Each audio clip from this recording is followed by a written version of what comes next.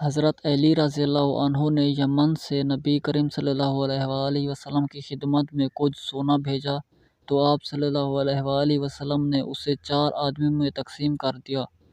اس پر قریش اور انصار کے لوگوں کو غصہ آیا اور کہنے لگے کہ آن حضرت صلی اللہ علیہ وآلہ وسلم نے نجد کے بڑوں کو تو دے دیا لیکن ہمیں نظر انداز کر دیا ہے۔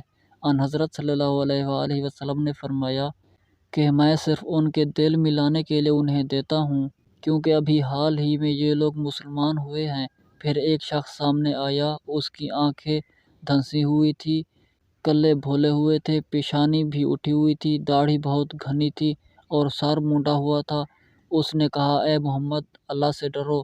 آن حضرت صلی اللہ علیہ وآلہ وسلم نے فرمایا، اگر میں ہی اللہ کی نافرمانی کروں گا تو پھر اس کی فرمانبرداری کون کرے گا؟ اللہ تعالیٰ نے مجھے روئے زمین پر دیانتدار بنا کر بھیجا ہے کہ تم مجھے امین نہیں سمجھتے۔ اس شخص کی اس گستاخی پر ایک صحابی نے اس کے قتل کی اجازت چاہی۔ میرا خیال ہے کہ یہ حضرت خالد بن ولید تھے، لیکن ان حضرت صلی اللہ علیہ وآلہ وسلم نے انہیں اس سے روک دیا۔ پھر وہ شخص وہاں سے چلنے لگا تو ان حضرت صلی اللہ علیہ وآلہ وسلم نے فرمایا، اس شخص کی نسل سے؟ یا آپ صلی اللہ علیہ وآلہ وسلم نے فرمایا کہ اس شخص کے بعد اسی کی قوم سے ایسے لوگ جھوٹے مسلمان پیدا ہوں گے جو قرآن کی تلاوت تو کریں گے لیکن قرآن مجید ان کے حلق سے نیچے نہیں اترے گا۔